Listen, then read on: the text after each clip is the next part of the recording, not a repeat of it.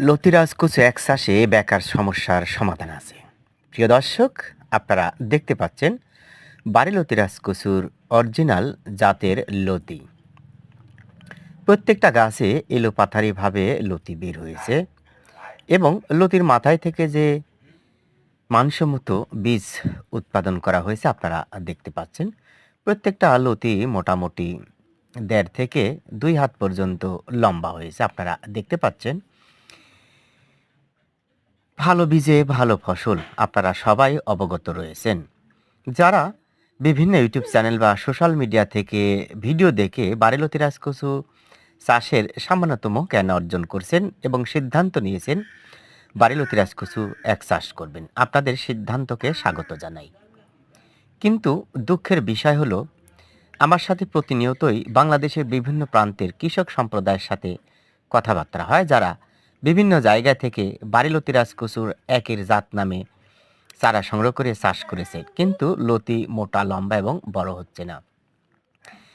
এই সমস্যাটি সাধারণত কয়েকটি কারণে হয়ে থাকে। প্রথমত, অরিজিনাল জাত চাষ না করা। দ্বিতীয়ত, সঠিক সময়ে সঠিক যত্ন না করা।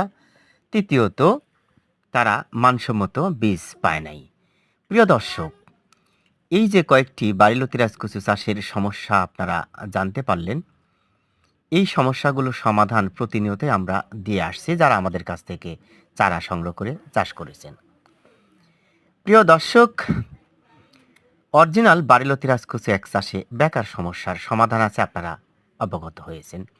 আমরা যে মানের চারা সরবরাহ করি তাতে কোনো চারারই কিন্তু গোড়া কাটা থাকে না এবং লতির মাথায় থেকে উৎপাদন করা চারা আমরা সরবরাহ করি। আপনারা জানেন, গোড়া কাটা চারা থেকে বিভিন্ন প্রকার সমস্যা দেখা দেয়। প্রথমত, গোড়া পচা সমস্যা অন্যতম।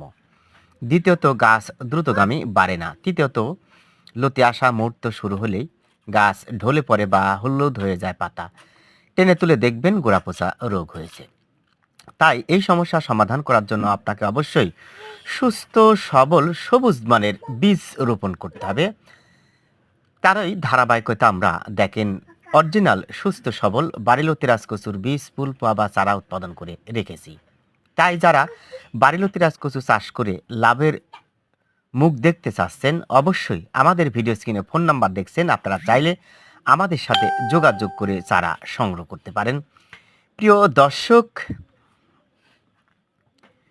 বর্তমানে বাড়ি লতিরাজ কচু এক চাষে ব্যাপক লাভের সম্ভাবনা থাকায় বাংলাদেশের বিভিন্ন কৃষক সম্প্রদায় এই চাষের সাথে সম্পৃক্ত হচ্ছে। শুধু কৃষক সম্প্রদায় বললে ভুল হবে, বিভিন্ন পেশার